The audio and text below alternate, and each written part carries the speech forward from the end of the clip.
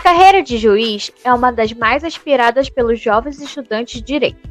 A magistratura é um alto nível de segmento que requer muita dedicação e estudos de quem deseja alcançar este patamar. Esse é seu objetivo de vida profissional? Então continue com a gente. Pode rodar a vinheta.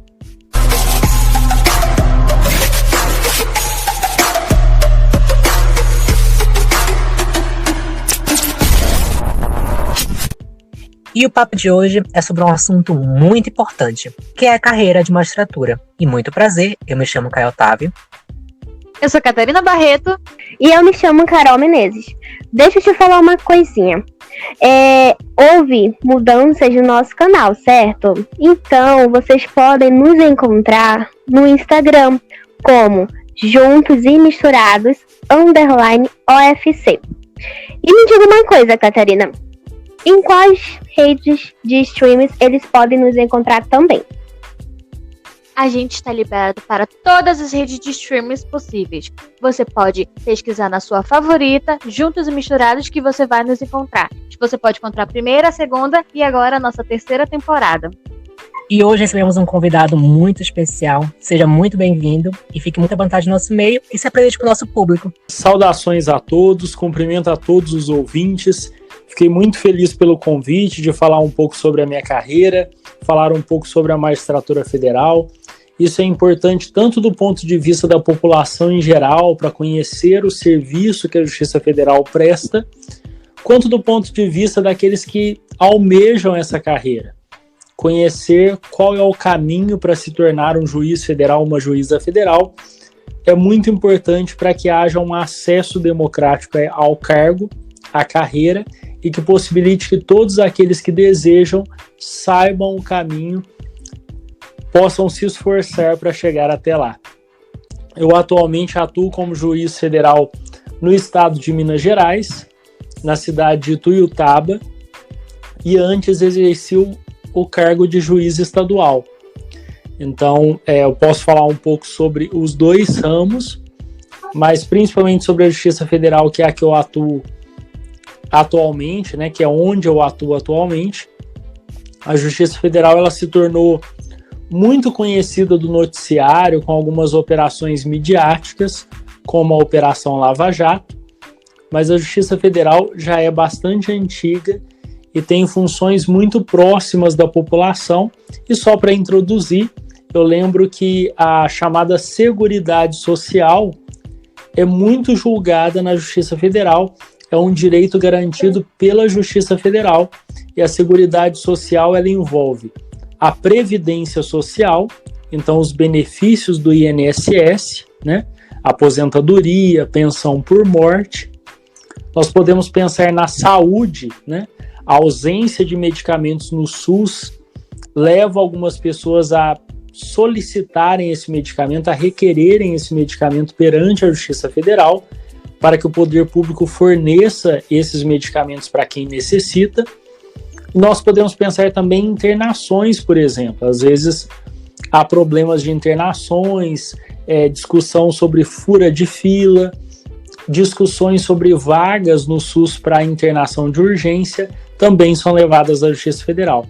E para finalizar só esse aspecto introdutório muito social da Justiça Federal, a assistência social que é prestada pela União, né, pela esfera federal em relação aos recursos, né, o cofre federal, ele dá uma assistência social para pessoas idosas e pessoas deficientes que estão em estado de miserabilidade.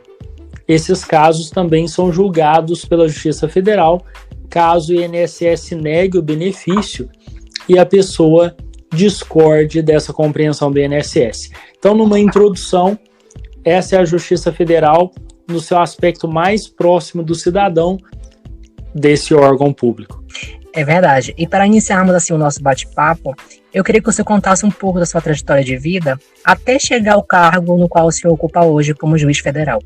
Com relação à trajetória, eu nasci numa cidade pequena chamada Alpinópolis, no sudoeste de Minas, mas basicamente só nasci e cresci na cidade de Passos, uma cidade de 100 mil habitantes, onde estudei sempre em escola pública, desde o jardim de infância, como nós chamamos, ou como nós chamávamos na época, até o 3º ano do ensino médio. Eu estudei sempre em escola pública e na época de estudar, de fazer a faculdade, eu ainda tinha muita dúvida sobre o que prestar. Então, eu passei o ensino médio inteiro em dúvidas e gostava muito de exatas, pensei em fazer engenharia. E em uma palestra vocacional, eu tive uma noção daquilo que eu queria fazer. Eu me lembro até hoje que a especialista na área de vocação, na área desse processo vocacional, mencionou para o colégio, para a escola pública em que eu estudava, que nós deveríamos nos atentar mais àquilo que nós gostávamos de fazer na prática do que as matérias que nós gostávamos. Não adiantava gostar de matemática se a gente não gostasse do dia a dia de um engenheiro, por exemplo. Isso me fez muito pensar, apesar de preferir exatas, acabei optando então pela carreira jurídica, pelo trabalho que essa área propicia. Eu me lembro quando eu era criança, minha família precisou entrar na justiça por alguma questão, minha mãe, e eu achei muito interessante ter um órgão, ter um lugar em que as pessoas podem reclamar quando seus direitos não são observados. Isso me encantou muito e talvez tenha marcado bastante a minha escolha anos depois. Então, eu já fui para o vestibular pensando nisso e nesse momento havia algumas dificuldades familiares para eu morar muito longe, então eu tinha algumas opções mais limitadas e perto de Passos, em Ribeirão Preto, havia uma universidade privada e eu acabei prestando o vestibular e consegui uma bolsa para estudar lá por causa da nota. Fui até Ribeirão Preto, comecei até morando com uma madrinha minha, com um padrinho, né, meus padrinhos, e depois acabei morando sozinho em Ribeirão Preto e concluindo a graduação por lá mesmo. E durante a graduação eu comecei estudando e fazendo estágios em escritório de advocacia, só que a questão do escritório de advocacia era que muitas vezes eu gastava muito tempo no estágio, não aprendia tanto e era mais explorado. Então surgiu a oportunidade de fazer um estágio na área pública. Eu lembro até hoje que um professor chegou até a sala, um advogado da União, e falou que na instituição da advocacia da União, a Procuradoria em Ribeirão Preto, haveria um edital e seriam provas para selecionar o estagiário. Então eu prestei, fiquei muito feliz de ter conseguido o primeiro lugar e fui fazer o estágio. É basicamente uma advocacia que defende os interesses do cofre público federal, vamos dizer assim, da União. Então, por exemplo, quando alguém pede uma indenização do governo federal, quem vai defender o cofre público vai ser um advogado da União. Então, eu fiz esse estágio lá. Posteriormente, eu passei para o Ministério Público Federal, que é a instituição que vai defender os interesses da sociedade, por exemplo, acusando pessoas de improbidade administrativa, acusando e levando à justiça aqueles que cometeram crimes federais e assim por diante. Nesse estágio no Ministério Público Federal, foi consolidado o meu interesse por essa área de improbidade, pela área criminal, e quando eu tive aula com o juiz federal, eu tive a certeza de que era o que eu queria. Bem, chegando ao último ano de faculdade, havia um concurso que eu havia prestado lá no começo da faculdade que me chamou para trabalhar. Era para assessorar uma promotora de justiça. Eu era um funcionário de nível médio, tomei posse no finalzinho da faculdade, ainda não tinha o diploma, e fui assessorá-la em assunto de execução penal, ou seja, ela era a promotora que trabalhava com aquelas pessoas cumprindo pena. Numa região de São Paulo, eu acabei me mudando para Araçatuba, terminei a graduação de lá, apresentei a monografia já morando lá, trabalho de conclusão de curso, e nessa região há muitos presídios, né? Nós temos presídios em Havaiandava, Lavínia, Valparaíso, Cadeia Pública de Araçatuba, e essa promotora ela era responsável por fiscalizar e por apresentar pedidos ao juiz com relação ao cumprimento de pena desses vários indivíduos que haviam sido condenados. Trabalhávamos analisando se essas pessoas já haviam cumprido a pena, se elas tinham direito ao livramento condicional, a passar do regime fechado para o semiaberto, por exemplo. Enquanto eu trabalhei com ela, eu fiquei lá 2 anos e mais algum tempo, 2 anos e alguns meses. Durante esse tempo, eu continuei estudando para concursos e durante a graduação, por ter tido aula com um juiz federal e conhecido o trabalho dele, eu já estava encantado pela carreira e eu já sabia que era aquilo que eu queria. Então, normalmente eu chegava do trabalho, quando eu estava muito cansado, eu cochilava meia hora e estudava até o fim da noite. Seja fazendo cursinho à noite, seja estudando sozinho pelos livros. Eu fiz 1 ano de cursinho, na época era por satélite, hoje a maioria é online. Nessa época tinha um satélite que transmitia em tempo real, e nós tínhamos que ir até uma filial do cursinho em que havia a transmissão por satélite. Então eu fiz esse cursinho de 1 ano, depois eu passei a estudar em casa, e comecei a estudar para tentar chegar até a magistratura federal, já com esse objetivo.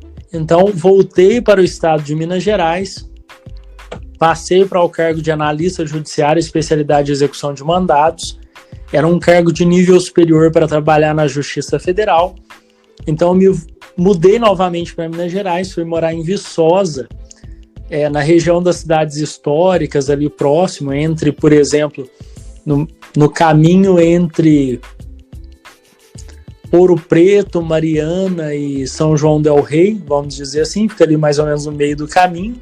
Então estava numa região histórica de Minas Central, e lá eu continuei estudando, e inclusive eu consegui administrar melhor o meu tempo lá, e comecei a estudar, muitas vezes na biblioteca da Universidade Federal, que é aberta ao público.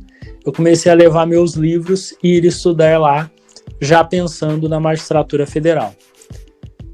Nesse meio tempo eu fui nomeado para ser procurador do município de Campinas, acabei não tomando posse porque eu estava focado na magistratura, mesmo a minha mãe insistindo que eu deveria trabalhar porque eu iria ganhar mais, era um cargo interessante. Eu decidi ficar em Viçosa, apostar que eu seria aprovado para a magistratura, ou seja, para o cargo de juiz. Continuei estudando e passei primeiro para juiz do estado de São Paulo, cargo de juiz estadual. Fui trabalhar em São Paulo, lá eu trabalhava com direito de família, separação, acidentes de trânsito, crimes do dia a dia, por exemplo, traficante de esquina, roubo a uma loja, furto de casa, furtos em residências, estupro, trabalhei com falência, trabalhei muito com violência doméstica, infelizmente. Eu fiquei numa cidade pequena por um tempo, 2 meses, em que havia muita violência doméstica. Todo o tempo chegava pedido de medidas protetivas para mulheres que estavam sendo agredidas nos seus lares, adoção de crianças e adolescentes infratores, para decidir se eles deveriam ser internados. Lá em São Paulo, antigamente se chamava FEBEM, atualmente se chama Fundação Casa. Trabalhei em casos de pedido de indenização, ações de cobrança, ação de improbidade administrativa com verbas de prefeitura e assim por diante. Nesse tempo, após 10 meses trabalhando como juiz estadual, fui aprovado para juiz federal, fiquei muito feliz. Fui para Brasília, tanto no caso de juiz federal quanto estadual. Existe um curso que dura aproximadamente 3 meses. Eu fui para Brasília, acabei ficando quase 4 meses lá, fazendo o curso de formação de juiz federal. Lá nós recebemos treinamento, conhecemos a instituição e já começamos a trabalhar sob supervisão. Então, em Brasília já julguei alguns casos importantes, casos de servidores públicos, casos de crimes federais, pedidos de benefícios contra o INSS, por exemplo, pedido de aposentadoria, de auxílio-doença. Então, eu fui direcionado para o meu primeiro posto de trabalho, que é Ituiutaba, no estado de Minas Gerais.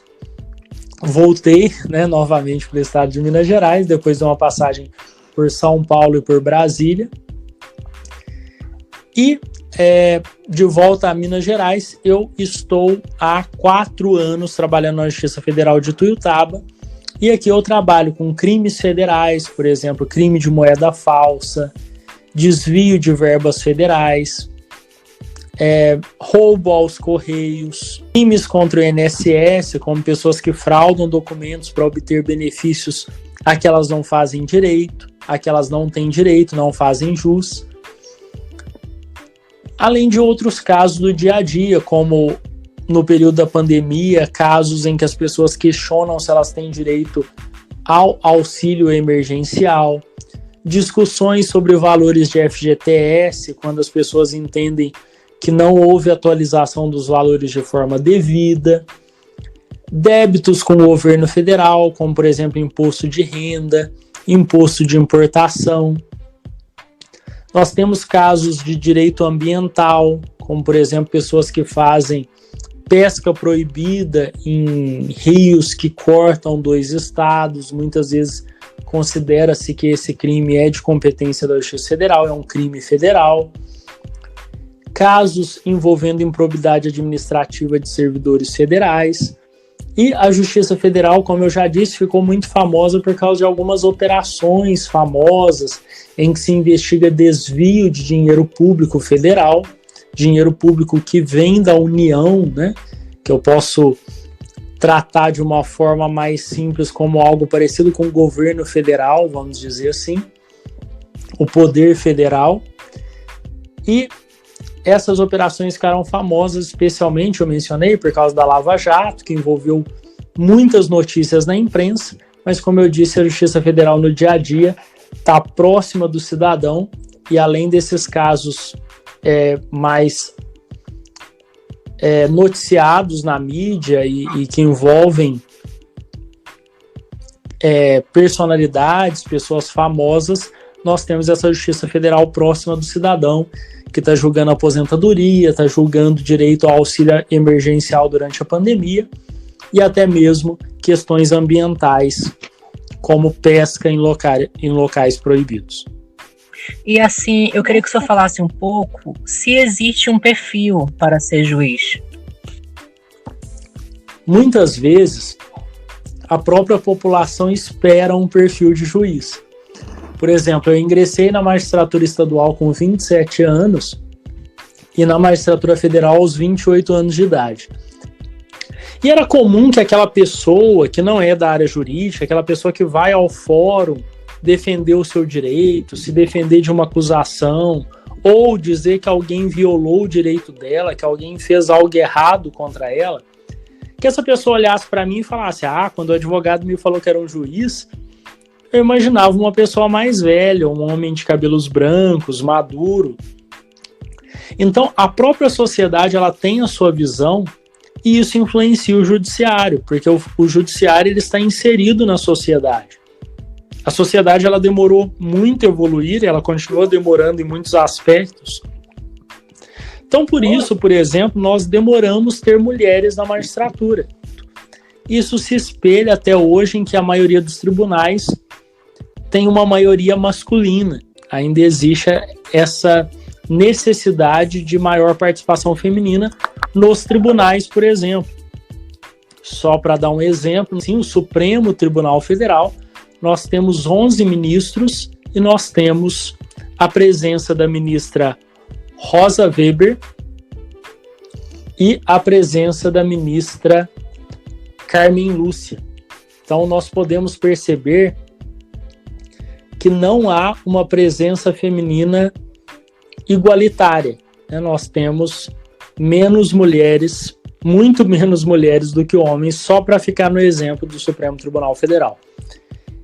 Por exemplo, anteriormente eu já ouvi de vários colegas que os tribunais evitavam pessoas com tatuagens aparentes, pessoas que se envolviam em esportes que eram tidos como violentos, como jiu-jitsu, situações que hoje, na modernidade, não são consideradas incompatíveis com a magistratura. Não tem problema nenhum eu ser um praticante de jiu-jitsu ou ter uma tatuagem, isso não é um problema, isso não é um impeditivo para ser um juiz. Mas, claro, a sociedade ainda fica de olho e ainda acaba pressionando por magistrados que sejam mais próximos daquele padrão social. Isso é inegável. Mas eu posso dizer que hoje não existe um perfil para as bancas de concurso. O que se exige é conhecimento jurídico de uma forma muito democrática. Inclusive, entrevistas reservadas foram vedadas pelo CNJ para evitar que houvesse alguma escolha por razões não públicas, por razões que não fossem declaradas para a sociedade. Então, hoje não pode ter entrevista secreta para selecionar os novos juízes. Então, posso dizer que homens, mulheres, independentemente de origem social, de origem étnica, de orientação sexual, são bem-vindos na magistratura. O que será analisado é a vida pregressa, ou seja, que a pessoa não se envolva em crimes antes de prestar o concurso da magistratura. Isso não é bem visto, porque essa pessoa vai ter que ser um exemplo para a sociedade e ela vai julgar os crimes de que as pessoas são acusadas. Então, se procura pessoas que não sejam corruptas, não tenham envolvimento em crimes, em violência familiar. Isso não é bem-vindo, que a pessoa, por exemplo, agrida a sua esposa, o seu marido, os seus filhos, tem uma condenação por isso. Isso não é bem-vindo. Fora isso, fora esse problema de vida social, de uma conduta social adequada, o que vai ser avaliado é o conhecimento. Então, pessoas de todas as classes sociais são bem-vindas, inclusive, eu posso dizer que nós esperamos que cada vez mais o judiciário seja oxigenado com pessoas vindas de todas as origens, porque isso lhe dá maior legitimidade e o torna mais próximo da população. O mais interessante é que o senhor respondeu duas perguntas que eu iria fazer sem eu perguntar, e o senhor falou também sobre meio que o preconceito que ainda existe, né, na sociedade de hoje, só que a gente anda percebendo que cada vez mais a gente está evoluindo, como o senhor também se referiu, que a nossa sociedade, ela é uma sociedade um pouco atrasada, né, um pouco, digamos que, não digamos que preconceituosa, mas com um costume muito conservador. E quando a gente vê também, não só na coisa jurídica, mas num campo de trabalho, a gente ainda vê preconceitos até hoje com pessoas que têm tatuagens, com pessoas que têm cabelo colorido, e sempre, numa empresa grande, sempre tentam buscar aquele padrão. Só que eu tô vendo, e também mulheres, né? Eu tô vendo que cada vez mais a gente tá vendo muita diversidade em empresas, em cargos importantes, e eu acho isso maravilhoso. E o senhor também respondeu o que faz, né, um juiz federal e quais as competências e atribuições. Exato. Eu concordo com relação à evolução social, essa necessidade de aceitação daquilo que é diferente. E isso é uma característica até um pouco psicológica do ser humano, né? O ser humano acaba se aproximando mais daquilo que é parecido. Então, nós precisamos ter esse contato com aquilo que é diferente. Eu achei muito interessante que eu vi uma colega da magistratura que ela tem um livrinho com fotos de bebês de todas as etnias do mundo, né? Acho que chama Bebês do Mundo, em inglês, o nome do livro. E ela publicou na rede social que ela mostra para o filhinho dela bebê, para que ele já se acostume de que as pessoas, com o fato de que as pessoas são diferentes, de que há pessoas diferentes no mundo. Eu achei isso muito interessante, porque realmente nós, como seres humanos, nós temos que aprender a respeitar as pessoas diferentes, a aceitar que as pessoas são diferentes de nós, que elas pensam de forma diferente. Uma pessoa pode não gostar de tatuagem, a outra pode gostar. Uma pessoa não gosta de cabelo longo, a outra gosta. E quanto mais nós percebemos isso, quanto mais nós desenvolvemos essa empatia, mais fácil fica essa convivência social e mais nós destruímos aquela imagem padrão de ser humano, que muitas vezes é uma expectativa que a gente vê às vezes em seleção de empresas, mas que reflete realmente essa falta de desenvolvimento da aceitação do diferente. E claro, como o judiciário está inserido na sociedade, ele não vai ser tão diferente dela, né? As empresas são parte da sociedade, somos nós que estamos na empresa enquanto brasileiros, somos nós brasileiros que estamos no judiciário. Agora, claro, o judiciário precisa se popularizar mais, sim, e a gente já tem visto isso, por exemplo, com relação às mulheres no ingresso na magistratura. Os últimos concursos, vários deles com uma porcentagem de mulheres bem próxima, bem parecida com a dos homens. Isso é o ideal, que a porcentagem seja bem parecida, que reflita a população. E agora existe um movimento para que haja a participação étnica mais plural também no judiciário. Isso é bem-vindo. A população ela tem que se ver no judiciário e essa evolução social está acontecendo. Eu acredito que cada vez mais nós vamos ter essa diversidade de pessoas de origem social, de origem econômica no judiciário, representando a população, porque afinal de contas é o exercício de um dos poderes da União, mas esse poder significa serviço público.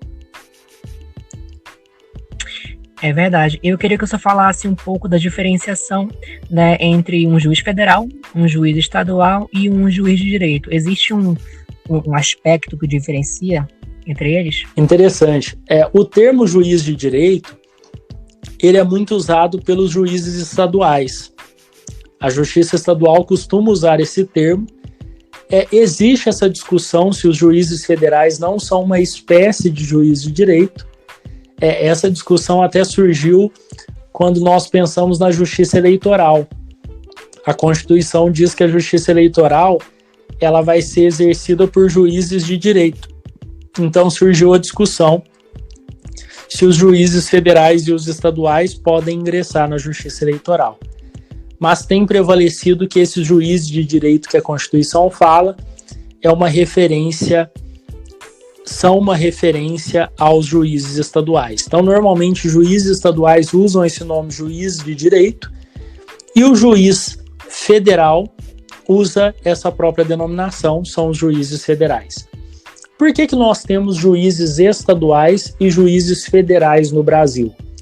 Algo que nós não vamos encontrar, por exemplo, essa diferenciação não vai existir na Itália, essa diferenciação não vai existir na França, mas essa diferenciação vai existir nos Estados Unidos também.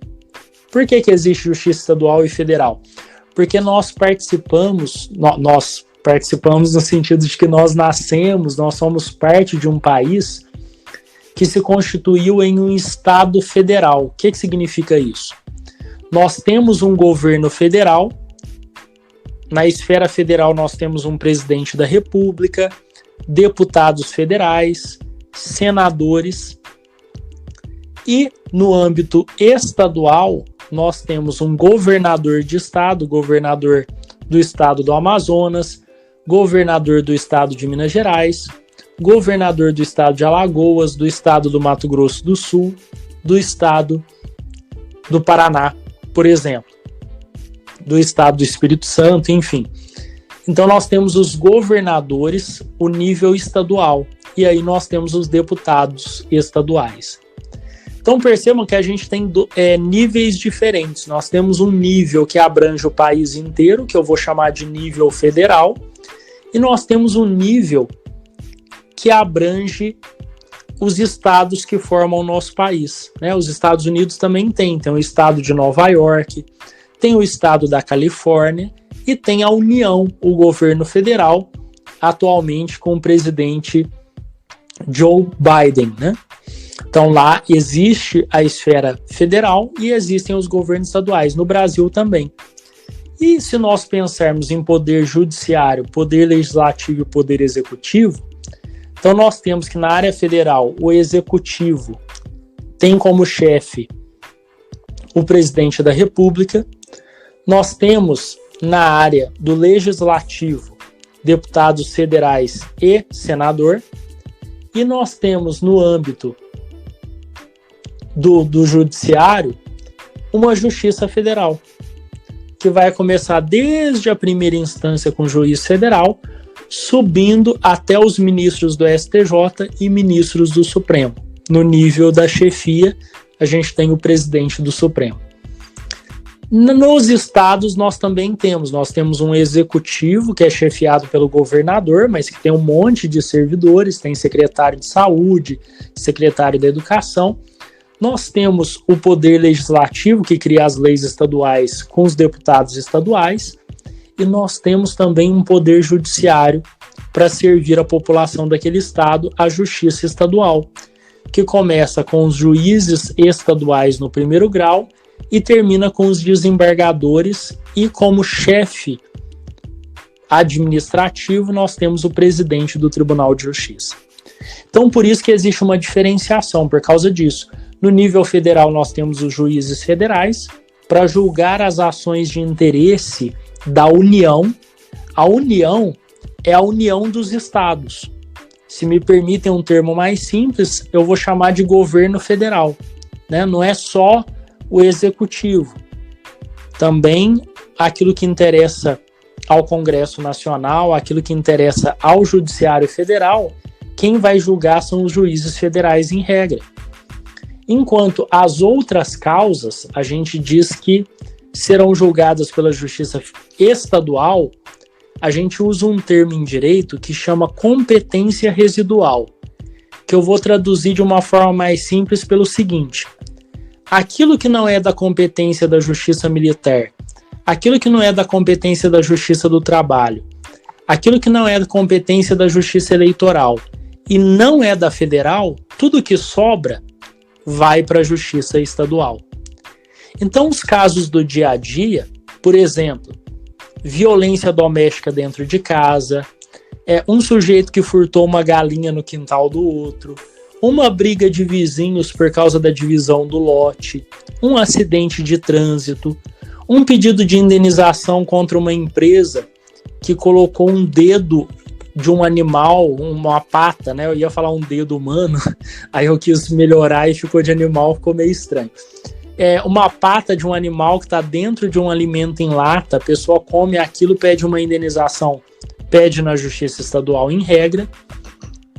A gente pode pensar nos casos de falência de empresas, casos dos crimes do dia a dia, homicídio, furto. Nós podemos pensar nas causas de adoção. Isso tudo é julgado pela Justiça Estadual. Então era meu dia a dia como juiz estadual no estado de São Paulo. A Justiça Federal, ela vai julgar as causas que são de interesse do cofre público federal, vamos chamar assim, tudo que é de interesse dos órgãos federais. Então, se o sujeito foi multado pelo IBAMA ou pelo ICMBio, mas normalmente pelo IBAMA, né? O ICMBio cuida mais dos parques, das áreas reservadas, das áreas de conservação. Se o sujeito é multado pelo IBAMA e ele discorda daquela multa e ele quer discutir na justiça, ele vai discutir na Justiça Federal.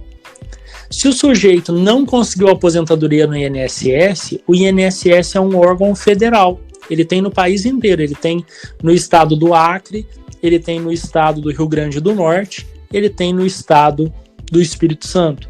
O INSS, então, é um órgão federal. Se eu quero brigar com o INSS pela minha aposentadoria, eu vou pedir a um juiz federal que me dê razão e não dê razão para o INSS. A Justiça Federal também julga os casos em que há desvio de verbas públicas, né? Eu já dei o exemplo da Lava Jato. Essas acusações de desvio de dinheiro, se esse dinheiro saiu do cofre federal, do dinheiro do país inteiro, nós temos a competência da Justiça Federal, vai ser um juiz federal que vai julgar o caso. E nós temos alguns crimes que são considerados federais porque eles afetam o interesse do país inteiro. Por exemplo, tráfico internacional de drogas, porque envolve o compromisso do país como um todo de combater o tráfico para a gente não mandar drogas para os Estados Unidos ou para a Europa, por exemplo. Então é um compromisso do país perante a comunidade exterior. Então, quando a gente fala em tráfico internacional, nós estamos falando de um interesse da Justiça Federal.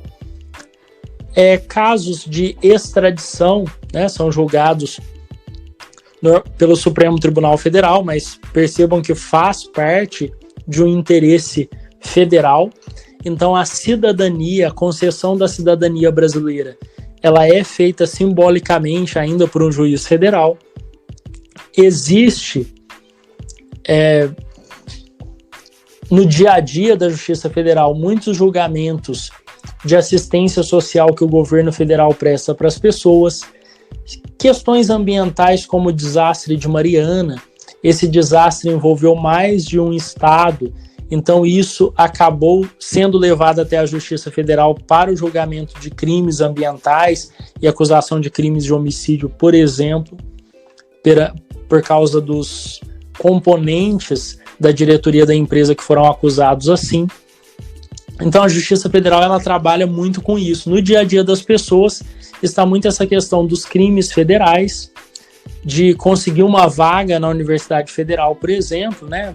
No caso de cotas, nós tivemos muitas discussões sobre o julgamento, se a pessoa é ou não pertencente a determinada etnia para fazer jus à cota. Essa discussão foi levada para a Justiça Federal.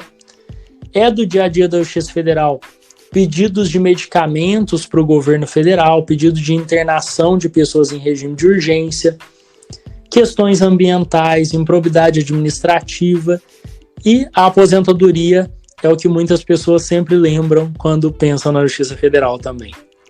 Eu achei muito interessante quando você falou se enxergar no magistrado, né, que é a inclusão não, as etnias começarem a querer entrar nisso, né, e é muito, muito, muito importante mesmo quando quando eu vejo alguém da área da Amazônia conquistando alguma coisa grande, eu fico extremamente feliz e eu consigo me enxergar e eu consigo me ver defendida. E sabemos que além do magistrado, existem questões pessoais. E como foi o envolvimento da família, as mudanças, questão de segurança, questão de estudo, depois que o senhor se tornou um juiz federal? É um pouco diferente realmente, porque nós muitas vezes somos acusados, né? Às vezes as pessoas falam que os juízes são mais fechados, mas existe alguma limitação, e eu vou tentar explicar em que sentido. Por exemplo, eu estou em uma festa e aí vem alguém e fala, vamos tirar foto de todo mundo. Imaginem que eu tire essa foto e no outro dia eu descubro que aquela pessoa está sendo acusada de um crime de corrupção, de um crime de homicídio, e que no outro dia sai a foto do juiz que vai julgar o caso do lado da pessoa que ele vai julgar em uma festa. Então a imagem pública do juiz, ela exige um pouco de cuidado. Então por isso que às vezes nós temos um cuidado maior com relação a essa exposição pública. Infelizmente, muitas vezes a própria mídia pega um juiz que está com um caso famoso, vai até a rede social e coloca, esse juiz gosta de tal marca. Eu já vi isso no jornal. Então, por isso, às vezes, a gente tenta se resguardar um pouco, mas isso não significa, e nunca deve significar, que o juiz não tenha vida social. Pelo contrário, o juiz ele deve estar inserido na sociedade em que ele vive, né? Eu moro sozinho, eu vou ao supermercado da minha cidade, vou comprar banana, vou comprar fruta. Quando a gente não estava aqui no sistema de toque de recolher e de tudo fechado aqui, porque nós estamos num período complicado da pandemia, antes disso, eu frequentava academia na cidade, tenho os meus amigos. Agora, existe uma preocupação com a segurança? Sim. Mas, na maioria das vezes, não há um problema muito grave. Por exemplo, eu nunca fui ameaçado. Normalmente, os acusados, mesmo de crimes violentos, mesmo de crimes com grande repercussão, de crimes graves, eles entendem que eu estou fazendo o meu trabalho, eu vou tratá-los como cidadãos que eles são, até porque, quando as pessoas são levadas a mim, elas são acusadas. Pode chegar no final do processo e elas provarem com câmera, com documento, que elas nem estavam na cidade em que o crime aconteceu, só para dar um exemplo. Então, quando uma pessoa é levada para mim como acusada de um crime, é um cidadão acusado, né? Então, eu jamais vou tratá-lo como criminoso, primeiro, porque é serviço público, não é esse o meu papel. O meu papel é se ela cometeu aquele crime, se aquela pessoa realmente cometeu o crime, eu vou condená-la e aplicar a pena que está prevista na lei. Não é meu papel destratar a pessoa, dar alguma lição de moral. Não é esse o papel do judiciário. O papel do judiciário é aplicar a lei. Se a pessoa comprovadamente cometeu o crime, existe todo um processo com regras para provar isso, eu vou condená-la.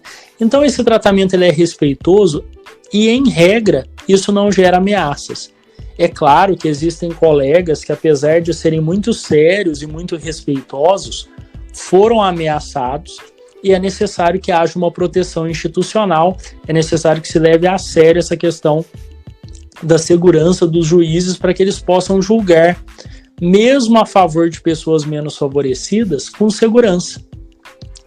A segurança do juiz que ele tem de que ele não vai perder o cargo se ele julgar a favor do pobre e não do rico, dele julgar a favor do cidadão comum e contra um grande político, um grande deputado ou um grande empresário, essa segurança é importante para a população, porque a segurança do juiz permite que nós possamos julgar de acordo com as leis, sem ter medo das nossas decisões, né? Então isso é muito importante.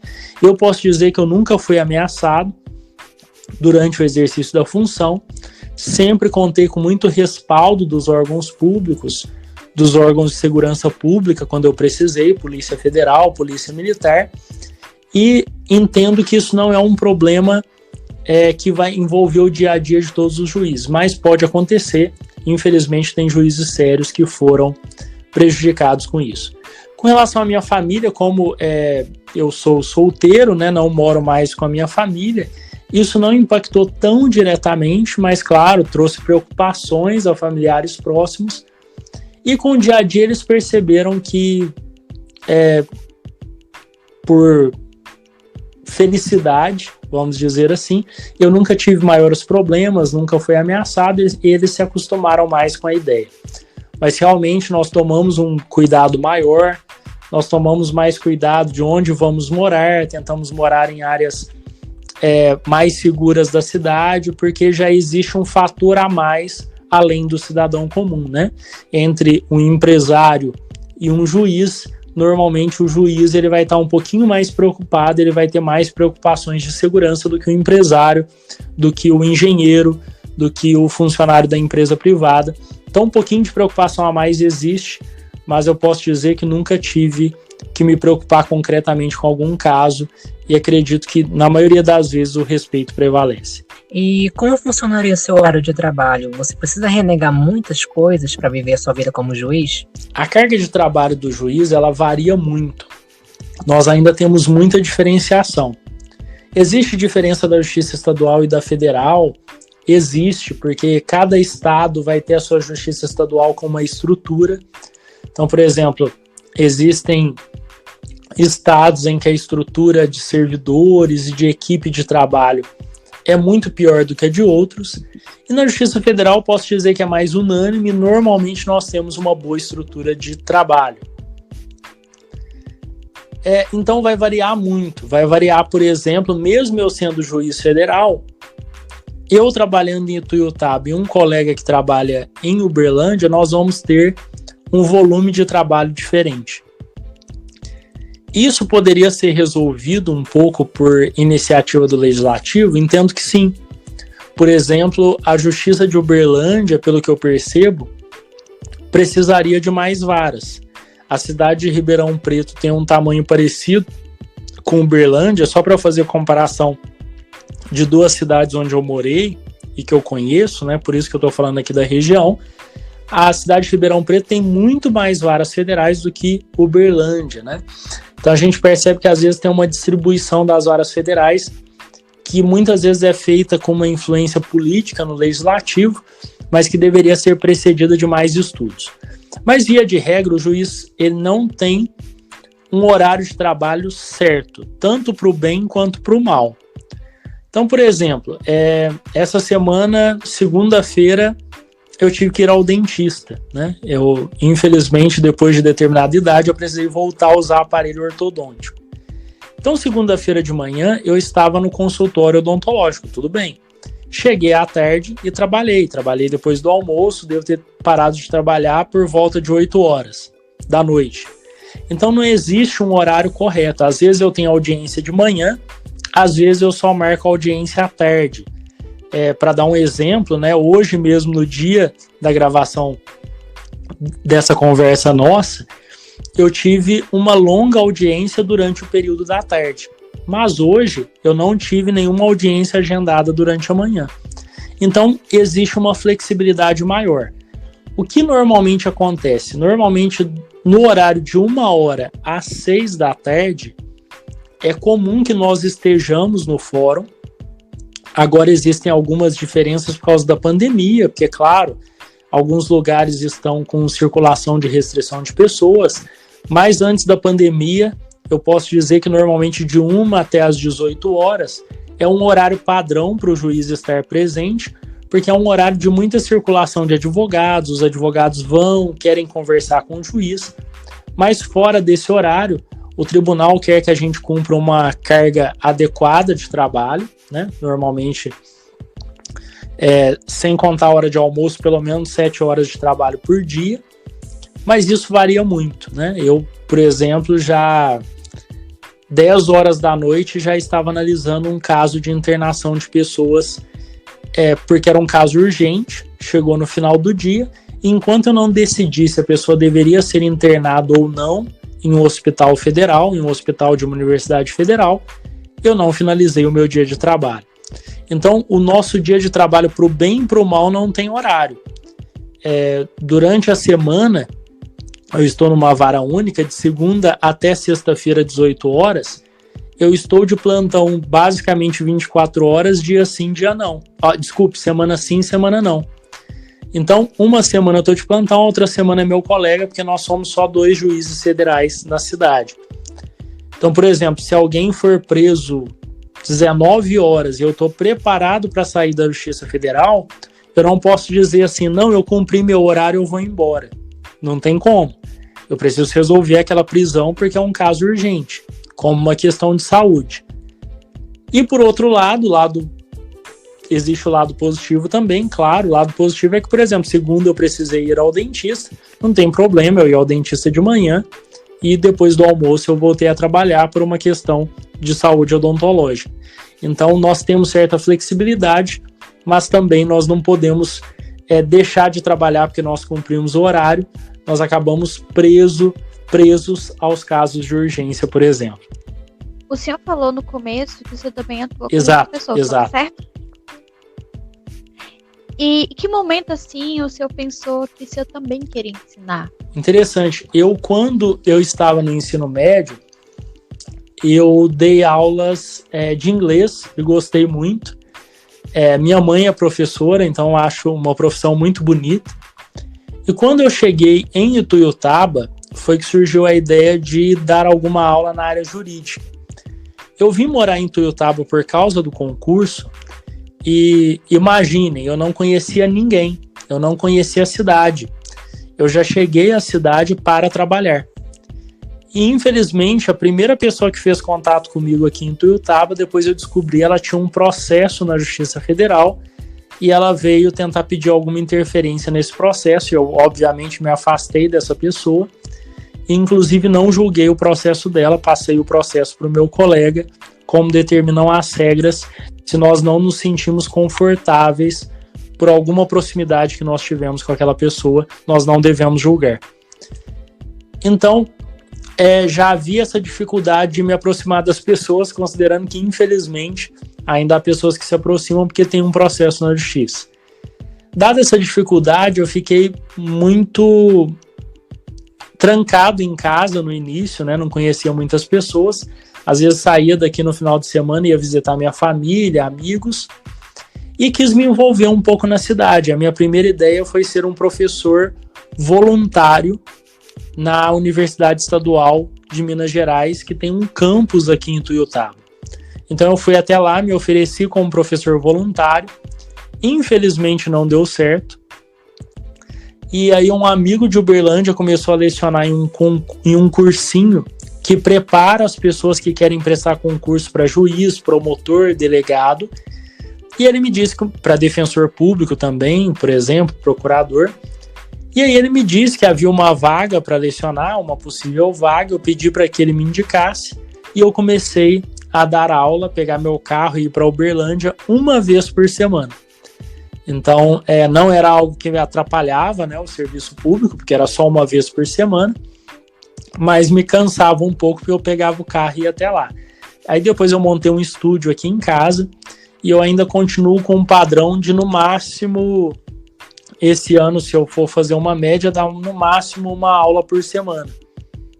Então não pego um volume muito grande de aulas, senão ficaria muito cansativo, mas normalmente uma aula por semana eu consigo lecionar e acredito que isso me ajuda a estar sempre estudando, sempre atualizando, e isso me ajuda inclusive no serviço público, porque quanto mais eu estudo, melhor eu posso analisar os casos que me são levados lá na justiça. Então eu acho a atividade de professor muito interessante, tanto porque eu posso transmitir para os futuros juízes, advogados e promotores aquilo que eu aprendi, aquilo de bom que eu posso passar para eles, quanto eu aprendo, me atualizo e levo esse conhecimento para julgar os processos. Então eu entendo que é muito saudável essa ligação e essa dupla jornada. E nessa trajetória, só para quebrar um pouco o clima, qual foi o momento mais engraçado, mais curioso na sua carreira, tanto de professor como de juiz? Que mais ou menos marcou a sua vida? Eu estou pensando aqui, teve muito momento interessante, teve muita coisa que me marcou mesmo, muitos momentos emocionantes, mas um momento engraçado da docência foi que uma vez eu estava dando uma aula ao vivo, era uma aula online, e eu estava muito cansado. Eu confesso que eu tinha tido uma semana muito pesada na Justiça Federal, muitos casos complicados. Fui dar uma aula sexta-feira à noite, e aí um aluno, no meio da aula, fala: nossa, esse professor está com tanta cara de cansado, ele está falando de uma forma tão desanimada, que eu não sei se eu entrei numa aula ou num velório. E aquilo foi tão forte, né? Eu estava ali me esforçando na sexta-noite, que o que eu consegui fazer foi cair na risada. E acabei precisando de alguns minutos para voltar a lecionar. Na magistratura, há alguns episódios muito engraçados, porque existe um contato entre o jurídico, que é um pouco formal. Nós precisamos de um pouco de formalidade, porque existem regras para a gente observar no julgamento. E, ao mesmo tempo, a gente recebe pessoas de convívio social muito diferente, pessoas de diferentes bagagens culturais. Então, nós recebemos médicos, nós recebemos garçons, nós recebemos pessoas acusadas de crime que às vezes se dedicaram durante anos a crimes, e nós recebemos, por exemplo, muitas vezes na Justiça Federal, especialmente em ações de aposentadoria, trabalhadores rurais que não estão acostumados com a vida na cidade e que acham o fórum o lugar mais estranho do mundo, né? Às vezes eles entram pensando: meu Deus, o que eu estou fazendo nesse lugar aqui com esse pessoal com a roupa esquisita? E às vezes a gente tem alguns episódios muito engraçados, assim, às vezes eu não vou conseguir transmitir aqui a espontaneidade do momento, né? Mas, por exemplo, uma vez eu queria saber se a pessoa queria depor como testemunha, se ela era amiga íntima da pessoa que estava fazendo o pedido na justiça. Nós dizemos amizade íntima no termo técnico. Bem, eu já sabia que eu não podia usar o termo técnico com pessoas que não estavam habituadas a esse termo, cujo conhecimento é diferente do meu, né? O conhecimento deles é outra vivência, outro mundo, né? Vamos dizer assim, num bom sentido. E aí, eu olhando para aquele trabalhador rural, falei: para eu perguntar se é amigo íntimo, eu vou perguntar de uma forma bem mineira. Eu falei assim: seu João, você costuma ir lá na casa da Sofia, tomar café, comer um pão de queijo, comer um bolo de fubá? O senhor vai na casa dela fazer isso? Ele falou: eu vou. Eu falei assim: quando tem festa na casa dela, o senhor vai? Ele falou, vou. Aí eu virei e falei, olha, então não vou poder ouvir o senhor como testemunha, eu tô vendo que o senhor é muito próximo dela. Aí o advogado falou assim, não é. Aí eu falei, então eu vou tentar de novo, né? Falei, seu João, qual que é a última vez que o senhor foi na casa da fulana, da moça que estava pedindo a aposentadoria lá na justiça, da senhora, né? Aí ele falou assim, não, eu nunca fui lá. Falei, mas o senhor acabou de me falar que o senhor vai. Aí ele falou assim, não, você não entendeu, menino. Eu nunca fui, mas se ela me chamar, eu vou. Falei, agora eu entendi o senhor. Correto, realmente. Então o senhor nunca foi. Não, nunca fui. Mas se me chamar, eu tô lá. Então, ótimo. Então o senhor vai ser ouvido como testemunha. E assim eu ouvi vários casos em que eles trazem esse pensamento, né? Essa forma diferente de raciocinar e que é igualmente válida, mas que mostra esse choque de mundos diferentes, né? Eu lembro de outra pessoa também que eu precisava saber desse trabalhador rural, que ele era cliente de um banco, se quando ele ia ao banco, se ele percebia se o vigilante estava armado. Era importante eu saber se o vigilante estava armado, porque na época tinha uma regra diferente de aposentadoria quando o vigilante tinha arma de fogo no coldre, quando ele estava com uma arma de fogo, um revólver ali no cinto. Ele se aposentava mais rápido, porque o entendimento que havia na época era que esse vigilante ele tinha mais perigo do que aquele sem arma. Depois isso mudou. Enfim, eu precisava saber do seu João se o vigilante portava arma de fogo. Aí veio na minha cabeça rapidamente, eu não vou usar o termo portar arma de fogo. Esse é um termo muito técnico, eu vou usar um termo do dia a dia. Falei, seu João, aquele sujeito ali que era vigilante no banco, o senhor conhece ele? Ele falou, conheço. Eu ia no banco, eu via ele sempre lá, estava sempre lá. Falei assim, e ele usava arma de fogo? Não. Falei, seu João, toda testemunha me falou que ele tinha uma arma de fogo. O senhor tem certeza que ele não usava arma de fogo? Não usava, não. Eu falei assim, mas todo mundo veio aqui e me falou que tinha uma arma de fogo na cintura dele. Ele falou, não tinha. Tava todo dia na cintura dele, mas usar mesmo? Nunca vi. Então, assim, a compreensão dele de usar era que ele desse um tiro com a arma de fogo em alguém, enquanto o que eu queria dizer era se a pessoa estava com a arma de fogo na cintura. Então, esses conflitos de linguagem eu acho muito divertidos. Eu lembro que esse dia eu e o seu João rimos juntos, né, da não compreensão. Foi inevitável, né, mesmo com o ar solene da audiência, nessas situações a gente acaba sorrindo. E também teve momentos muito mais emocionantes no sentido mais melancólicos, né? E aí eu vou dar só um exemplo para não me alongar muito, mas uma vez como juiz estadual eu tinha um caso em que um menino ele estava com uma audiência marcada porque ele não ia para a escola.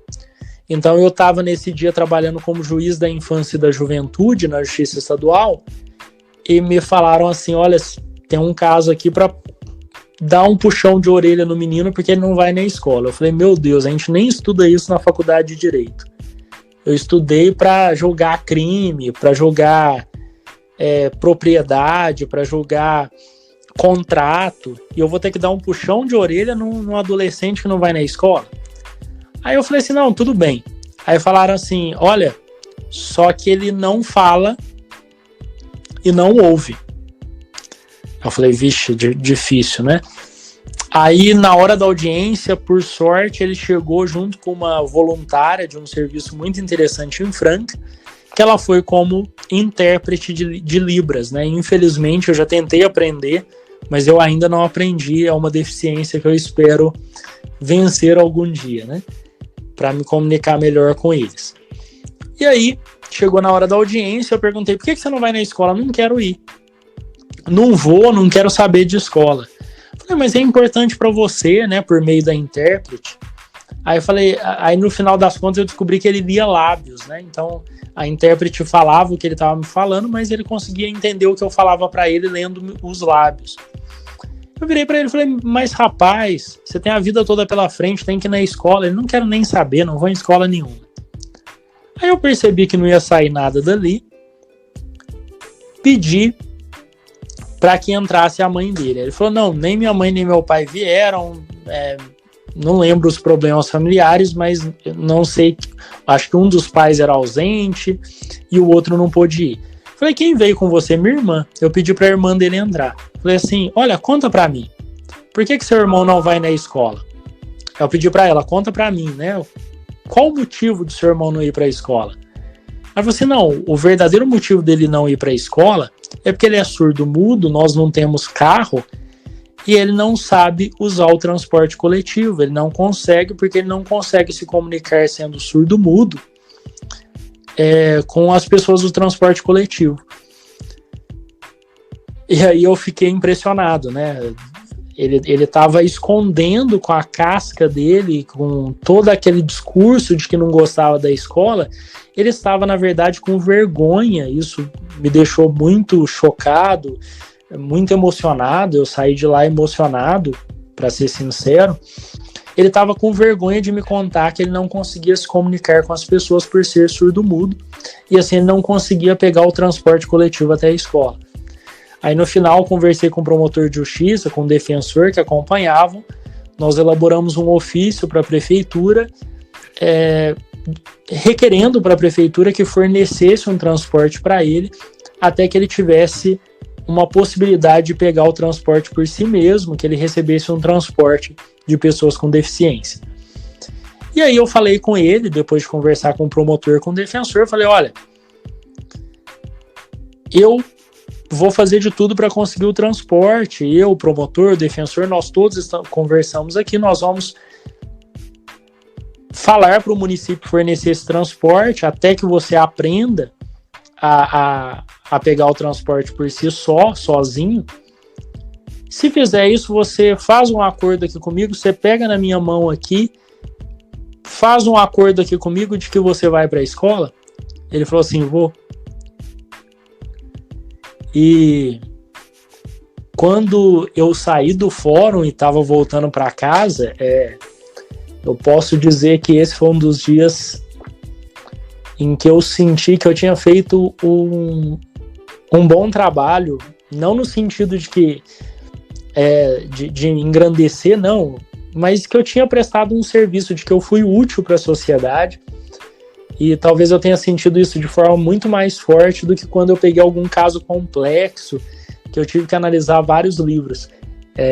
Eu posso dizer que aquele adolescente me ensinou bastante no começo da carreira e deixou uma lição maior em mim do que ele possa ter aprendido com essa audiência. Assim, foi realmente uma experiência, uma das mais emocionantes para mim. Bom, e agora chegou a hora de um momento onde os ouvintes enviam as suas perguntas para o nosso convidado, que é o quadro Fala Aí. E a primeira pergunta é da Solange Ferreira. Ela pergunta: olá, pessoal do podcast, amo todos vocês e gostaria muito que vocês mandassem um beijo para toda a minha família. Somos de Rondônia. Um beijo para você, Solange. E a pergunta que ela deixa é: o palavreado utilizado por advogados, juízes e promotores possui uma sinuosidade quando utilizado em audiências e atos judiciais. Como aprender todos esses termos técnicos e se já ocorreu alguma troca desses termos? Bastante interessante essa questão. Existem alguns termos que nós não conseguimos nos livrar deles, vamos dizer assim, porque alguns termos técnicos são necessários. Por exemplo, vou dar um exemplo muito simples, mas na área da medicina, existe um exame que é chamado de endoscopia, que pode ser um palavrão para nós que não somos da área médica, mas que para eles é o nome do exame. Assim como no direito nós temos o nome de um remédio constitucional, vou chamar assim, de um instrumento para a pessoa fazer um pedido para a justiça, que é chamado de habeas corpus, né? No latim original seria habeas corpus. Para que a gente usa esse termo? Porque ele se consagrou e ele virou o nome. Então a gente não consegue, vamos chamar assim, se livrar do nome. Só que existe uma tendência do judiciário de usar um palavreado cada vez mais próximo da população. Então, ainda que nós tenhamos termos técnicos, por exemplo, quando eu vou julgar um caso de aposentadoria, que é um caso mais voltado à população ou auxílio emergencial, eu procuro usar uns termos mais simples, especialmente no juizado, que popularmente é chamado de juizado de pequenas causas, né? Nós chamamos na Justiça Federal de juizado especial federal. Quando eu trato dessas questões mais simples, eu procuro usar ainda mais uma linguagem mais do dia a dia para a pessoa entender se ela tem direito à aposentadoria, se ela não tem, por que ela não tem. Então, a troca que eu posso dizer que há é que nós temos procurado abandonar expressões em latim, procurado tornar a linguagem mais próxima, porque eu acredito que essa é uma tendência da própria sociedade de participar mais e de hoje nós termos os poderes mais próximos da população, até porque essa é uma ideia de democracia. Então posso dizer que existe um movimento de simplificação, mas existem alguns termos técnicos que nós aprendemos durante a graduação, aprendemos na prática e que nós precisamos usar, por exemplo, quando nós vamos analisar se o fato que a pessoa cometeu, se esse fato é típico ou não. Esse é um termo que nós usamos para saber se ele se encaixa numa norma que prevê um crime. A gente fala se o fato é típico ou não. Por que a gente ainda usa? Porque é um termo técnico, como a medicina tem o termo de diagnóstico, por exemplo, alguns termos que não são do dia a dia. Mas a ideia é que cada vez mais a gente consiga se aproximar da população e, apesar dos termos técnicos, que as decisões sejam mais compreensíveis.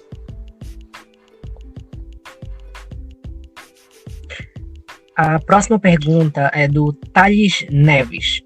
Qual é o período mínimo de preparação para o cargo de juiz? Não existe um período estabelecido de preparação exatamente, mas só é possível alcançar o cargo de juiz por meio de concurso após fazer uma faculdade de 5 anos, né? A faculdade de Direito dura 5 anos, e além disso, a Constituição nossa Constituição da República, exige que essa pessoa, depois de formada, tenha mais 3 anos de atividade jurídica.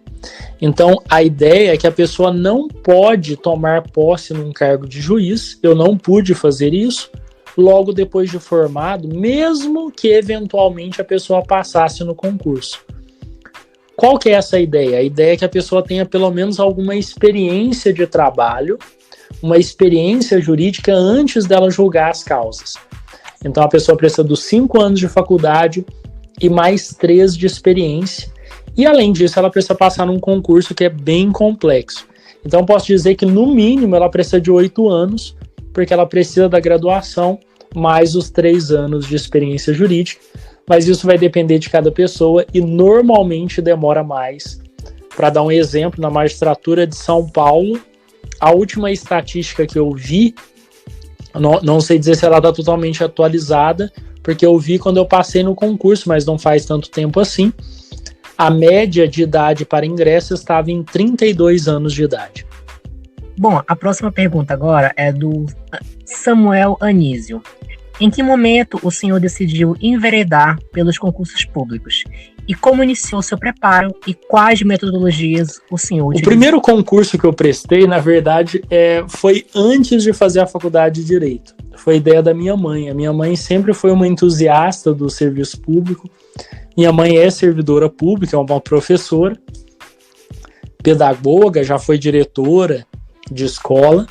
Na área da educação, ela sempre esteve no serviço público, ela queria que eu também estivesse. Então, o primeiro concurso que eu prestei, eu estava no ensino médio, minha mãe me fez prestar o concurso para ser funcionário dos Correios. E aí eu prestei, fui aprovado, mas eu fui embora para estudar, então eu nunca cheguei a trabalhar nos Correios. Durante a faculdade isso se fortaleceu, eu já prestei o concurso do Ministério Público, era um cargo de nível médio, passei, e como eu disse, eu tomei posse no finalzinho da faculdade, comecei a trabalhar assessorando uma promotora, depois fui ser servidor da Justiça Federal, fui ser juiz estadual e finalmente juiz federal.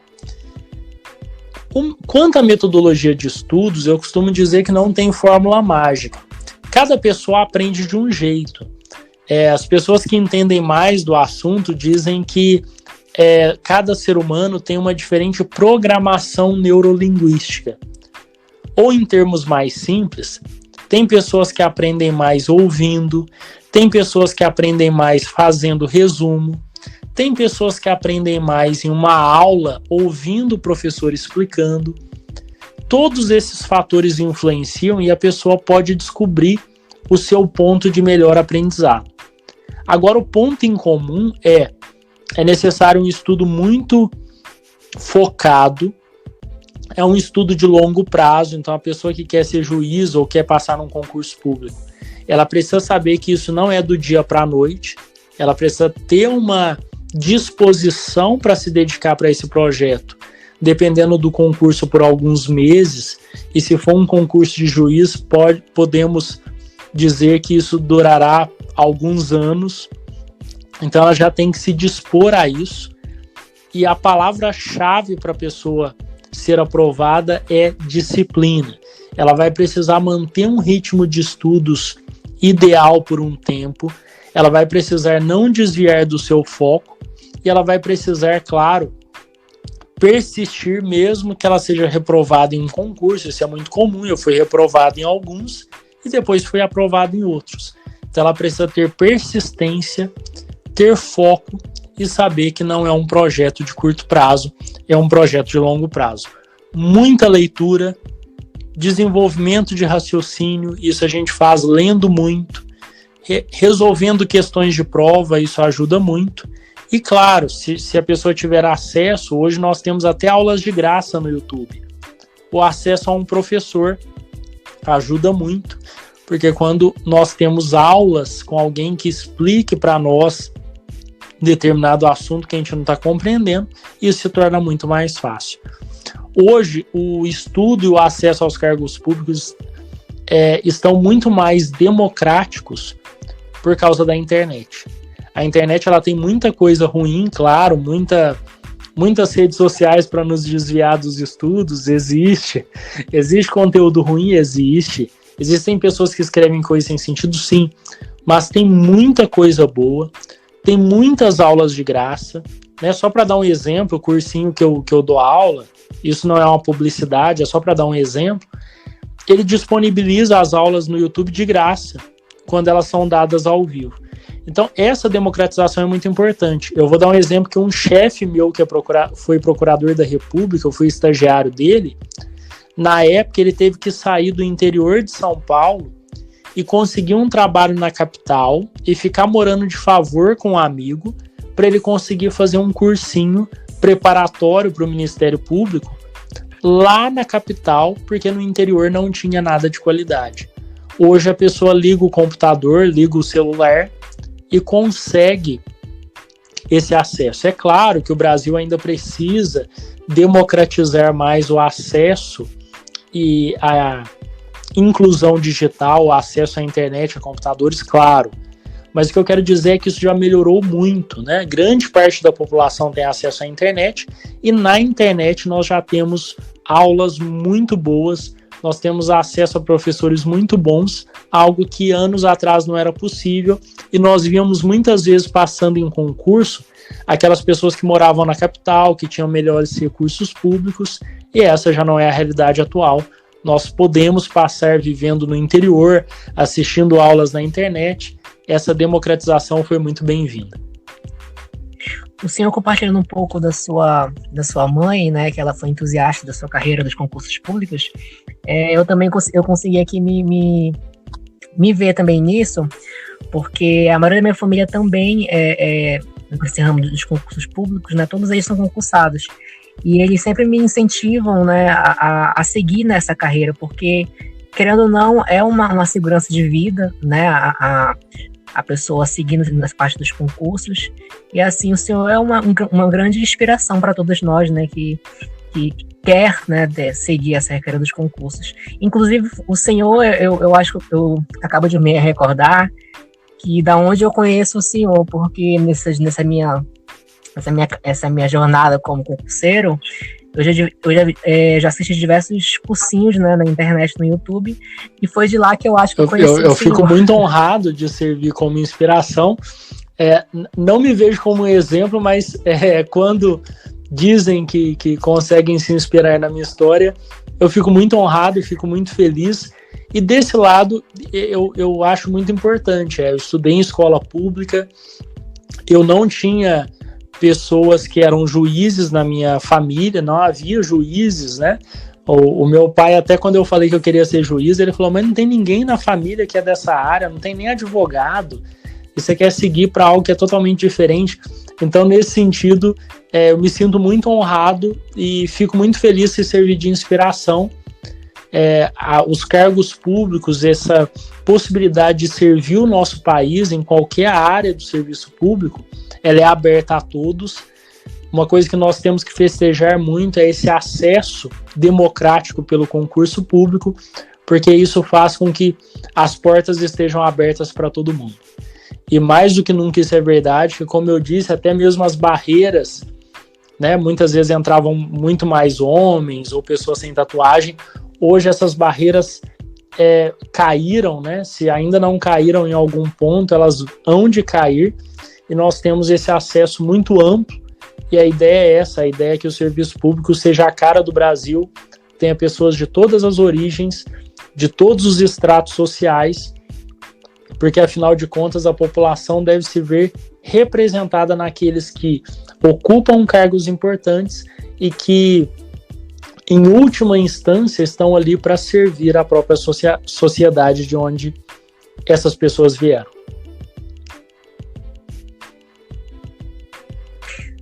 Bom, e para finalizarmos aqui o nosso podcast, vamos agora para a última pergunta, que é da Silvana Pérez. Quando um acadêmico ou bacharel toma a decisão por ingressar numa carreira pública, qual o primeiro passo a ser dado? E o que se deve esperar o concursado pela carreira de magistratura? Quando um bacharel em Direito resolve seguir pela carreira pública, pelo concurso público, a primeira coisa que ele deve ter em mente é de que esse é um projeto de longo prazo e que haverá um preço a pagar, né? É muito diferente nós falarmos que nós queremos algo no sentido de, eu desejo, né? Eu quero um dia ser astronauta. E o quero de fazer acontecer, eu quero de vou aprender inglês, vou para o exterior estudar, vou conseguir uma bolsa se eu não tenho recursos. Então esse querer, né, é um sonho distante, é aquele querer do fazer acontecer, são diferentes.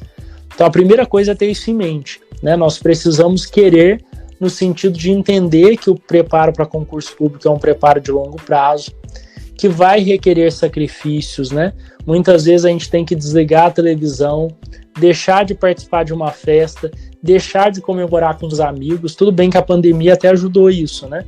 Mas ainda existe possibilidade de estar num jantar com a família, de estar jogando baralho com a família, de estar preparando um jantar com a mãe, com o pai, com os irmãos, e ter que ficar dentro do quarto estudando. Existe um preço a pagar. Essa é a primeira coisa que quem quer um concurso público tem que entender. E esse preço a pagar ele é muito interessante porque é justamente o caráter democrático e de acesso para todo mundo. Quem estudar mais e conseguir os melhores resultados vai conseguir o cargo, que é muito justo, a meu ver, né? Obviamente que nós temos diferença na educação, não vou dizer que existe uma avaliação de mérito totalmente pura e ideal. Mas, dentre os meios de acesso aos cargos, o concurso público é o mais justo possível, a meu ver. E existem as cotas para procurar corrigir eventuais distorções históricas, e dentro desse sistema, o concurso público me parece o melhor sistema, o sistema mais democrático. Então é necessário decidir pagar esse preço, entender qual é o cargo que a pessoa quer, né? Então a pessoa vai lá, vai conhecer esse cargo, vai olhar o edital, vai entender quais os requisitos precisam para aquele cargo, se precisa de CNH, se aquele cargo não precisa saber dirigir. por exemplo. Então, entender o que vai ser cobrado naquela prova, separar o material de estudos, né? Existe o material gratuito na internet, existe a possibilidade de adquirir cursos ou de ver aulas de graça na internet, etc. Ele vai estudar a partir disso, usar livros de biblioteca, que seja, vai estudar e aí vai prestar o concurso. É claro, se a pessoa tiver a oportunidade de conversar com alguém que passou no concurso, ou de ver vídeos no YouTube, tem várias pessoas contando a sua trajetória, isso tudo ajuda a pessoa a entender um pouco essa sistemática. Mas é basicamente muito esforço, muito estudo e prestar o concurso. Agora, com relação à carreira da magistratura, a especificidade, o que eu posso dizer que tem de diferente, é que é um concurso muito concorrido, é um dos mais concorridos, né? É uma carreira de muita responsabilidade. É claro que a remuneração atrai, é uma remuneração boa. Obviamente, todo ser humano gosta de ser bem remunerado, né? É difícil uma pessoa que não goste de receber um bom salário. Mas eu posso dizer que durante a faculdade, ainda que houvesse advogados que ganhassem mais, o trabalho de um juiz federal me chamou muita atenção. Eu acredito que isso vale muito, né? Não adianta nós sermos bem remunerados e passarmos a vida fazendo aquilo que nós não gostamos. Então, a primeira coisa é a pessoa entender se ela gosta de fazer aquilo ou se ela pode vir a gostar, né? Eu acho que isso é importante. Isso varia de pessoa para pessoa, mas eu entendo que é muito importante. Entender que esse concurso é muito concorrido, então vai exigir uma preparação de longo prazo. Normalmente a pessoa vai ficar aí 4, às vezes 5 anos estudando para esse concurso, sacrificando algumas horas. Toda decisão é um sacrifício, né? Quando eu decido estudar, eu decido não ir ao cinema, como eu disse, quando a pandemia passar, né? Mas eu decido não estar namorando, eu decido não estar vendo TV, eu decido não estar com a minha família. Então é um sacrifício, é uma decisão de sacrifício. E com relação ao exercício da magistratura, a pessoa pode esperar um cargo que exige muita responsabilidade, decidir sobre a internação urgente de uma pessoa, decidir se a pessoa deve ser presa ou não. É uma decisão que envolve, especialmente para as pessoas que têm noção de empatia e da importância que essa decisão tem na vida dos outros, envolve um peso e uma responsabilidade muito grandes, mas ao mesmo tempo é um serviço público em que nós podemos fazer muita diferença na sociedade, nós podemos fazer muita diferença na vida das pessoas. Cada processo representa um impacto na vida de alguém muito forte e por isso é uma tarefa muito gratificante e que eu entendo muito honrada. Então eu diria que para esperar disso tudo, esperar realização para quem tem essa vocação. Quando se fala de vocação, e também o senhor falou sobre meio que ser flexível com as pessoas, né, na hora que for investigar, na hora que for falar com a pessoa, eu lembro que eu pensei por algum momento fazer faculdade de Direito, eu fui atrás, eu vi algumas simulações de julgamento, eu pesquisei um pouco, foi aí que eu percebi que o Direito ele não era para mim. Aí, hoje eu me encontro numa faculdade de pedagogia e o que eu quero me especializar é com crianças especiais. É uma paixão que eu tenho e é uma vocação que eu sei que eu vou me dar bem, entendeu? Eu tenho uma paixão em estudar para trabalhar com crianças especiais. Também eu vejo muita necessidade em intérpretes, em bancos, em alguns locais que são precisos, até mesmo em escola.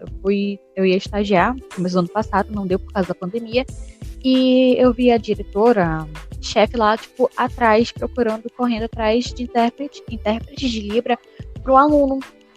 E ela não tava conseguindo achar. E, tipo, eu lembro que eu fiquei esperando ela, que ela tava, tipo, e ela tentando ligar para várias pessoas, mandando mensagem, nada. Enfim, eu quero perguntar do senhor se o senhor tem alguma indicação de livro, de sites, de documentários para que a gente possa ver. Sobre vocação ou sobre a carreira da magistratura? Desculpe, só para eu entender melhor.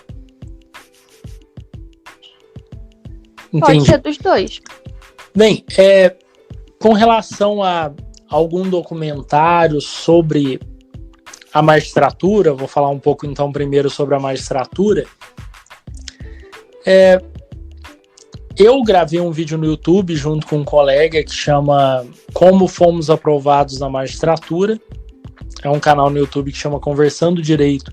E aí eu procuro contar um pouco da minha história conversando com outra pessoa que também foi aprovada na magistratura. Com relação ao judiciário, existem muitos livros, filmes e documentários. Eu posso lembrar agora de um filme chamado 12 Homens e uma Sentença. Esse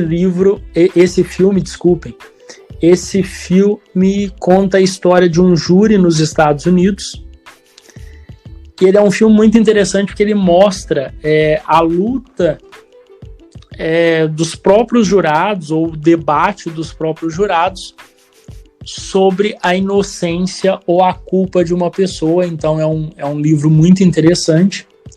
Se alguém também quiser conhecer, aí é um pouco mais aprofundado, vamos dizer assim, na carreira de juiz, mas não é um livro difícil de ler para quem tiver interesse. Esse é um livro que ele é recomendado no primeiro ano do curso de Direito, então um estudante de pedagogia ou um estudante de ensino médio vai conseguir compreender esse livro.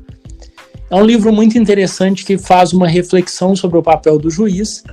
Ele se chama Eles, os Juízes, Vistos por um Advogado. É de um autor italiano chamado Calamandrei. Esse livro é muito interessante porque ele vai falar sobre o papel do juiz na sociedade, a responsabilidade dele, a relação dele com o povo ao qual ele serve. Então isso é muito interessante. E um livro um pouco mais recente, nós temos um brasileiro que foi juiz, desembargador no estado de São Paulo. Ele se chama Rebelião da Toga. Ele foi escrito pelo Nalini e ele trata sobre os desafios atuais da magistratura, o que o judiciário brasileiro, o que os juízes brasileiros e a própria estrutura em que eles trabalham, em que nós trabalhamos, tudo isso pode melhorar para um melhor serviço público e para que haja uma melhor prestação de serviço da sociedade em geral. Então esse é um livro muito interessante. De forma geral, eu gosto de tantos livros, se não for com essa temática da magistratura, que eu diria que fica muito difícil até indicar algum livro, mas sobre essa ideia de justiça, existe um livro, infelizmente esse livro não é brasileiro, eu queria indicar até mais livros brasileiros, mas tem uns clássicos que eu gosto muito. Então existe, por exemplo, O Sol é para Todos, é um autor dos Estados Unidos chamado Harper Lee. Ele tem uma história muito interessante sobre justiça e sobre preconceito nos Estados Unidos. Esse livro, ele traz uma mensagem muito bonita e ele realmente é um livro que pode transformar a nossa visão sobre o mundo. E se fosse para deixar uma última indicação de um livro geral, eu não consegui pensar em um geral sobre vocação, em um livro geral sobre encontrar aquilo que nós queremos fazer na vida. Mas se fosse um livro de literatura para indicar, um livro que seja que tenha uma mensagem muito importante, que traga uma mensagem muito importante para esses tempos, eu diria para ler em 1984 de George Orwell, que traz uma mensagem muito interessante de reflexão sobre a sociedade em que nós queremos viver e a importância de vivermos num regime democrático. Eu quero agradecer tanto aos nossos ouvintes como ao nosso convidado de hoje. Como eu comentei com o senhor, era dependendo da pessoa a extensão da entrevista. E é uma entrevista muito boa, uma entrevista que me deu vários aprendizados e com certeza para os nossos ouvintes. Eu espero que o senhor retorne, porque é um assunto muito extenso. A gente precisa fazer uma parte 2. E espero que você tenha gostado também de participar da entrevista. Agradeço mais uma vez o convite, com certeza gostei muito. Eu gosto muito de conversar sobre esses temas e acaba até falando bastante, O pessoal costuma dizer que nós do direito temos essa característica de falarmos muito, né, de gostarmos de um microfone, no bom sentido de sermos contadores de história, talvez. Gostei muito, agradeço muito o convite e espero que essa conversa seja muito útil para esclarecer alguns fatores e para tornar o judiciário mais próximo da população e que a sociedade entenda mais aquilo que um juiz faz e a importância que a justiça tem na vida de cada um de nós. Muito obrigado. Muito obrigada e até a próxima.